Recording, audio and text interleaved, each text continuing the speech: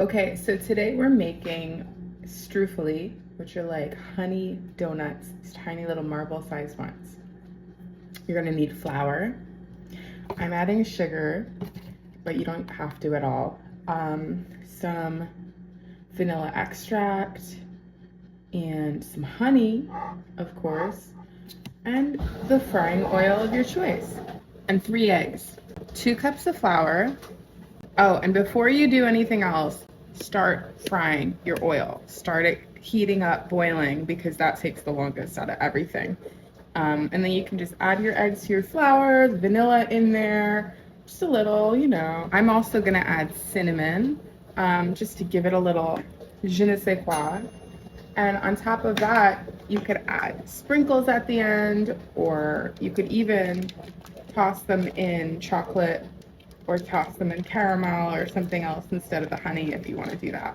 Eggs, 3, once I've stirred all my dry ingredients. Woo. Ha. Hey, here's a pro tip. When you're at the grocery store and you're buying eggs, first of all, don't get ripped off. Second of all, check the container before you check out, because sometimes they're broken before you even get home. And that's a nasty mess, okay? I also like to just have something ready to put the shells in. If you're trying to be really zero waste, you can even wash the eggshells and put them in your pan. Now, you're gonna need a slotted spoon. You're gonna make little marble-sized doughy pieces and just drop them into the oil for about 10 seconds each, 5 seconds each. The goal is to take them out when they are still light colored. I also added cinnamon and a little cornstarch because I like the cornstarch keeps them together a little more. The dough gets a little runnier without that, but traditionally you wouldn't add the cornstarch. And the cinnamon does give the dough a bit of a darker flavor. The bigger the ball, the longer it's going to take to cook. Well, you want a nice honey golden brown because these are honey balls. Yeah.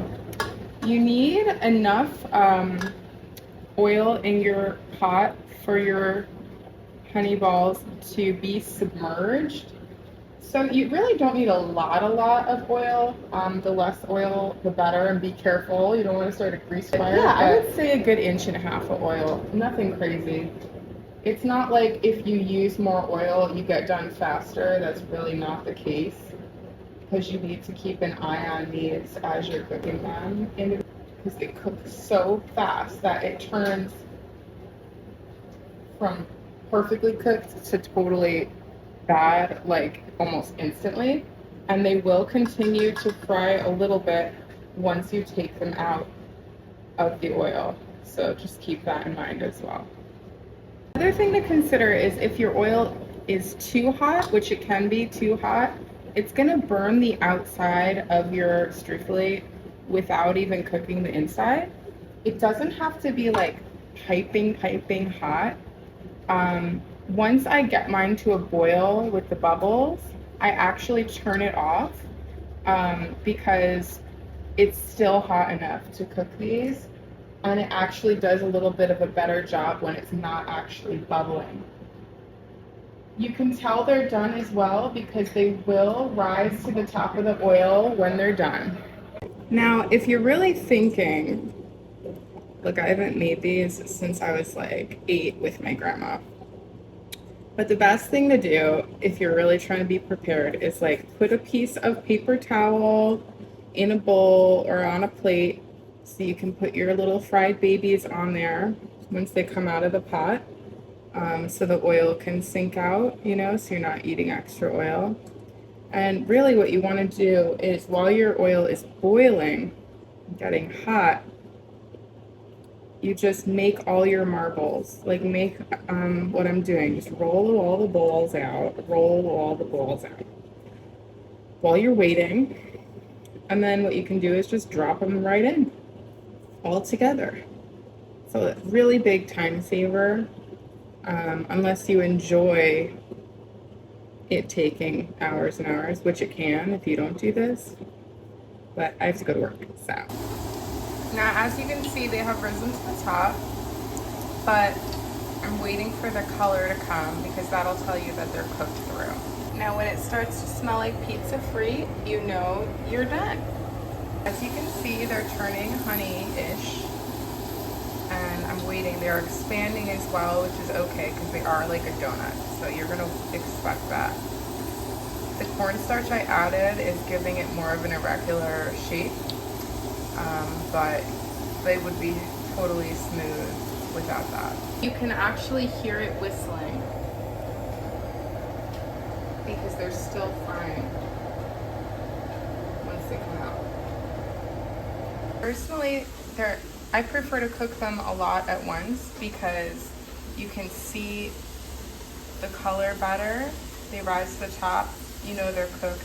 You're like, oh, they're all ready. They're like a little group of babies. But the thing is, if you put them in individually, they basically flash fry the outside and not the inside, because the more you have in the oil, the cooler the oil actually gets.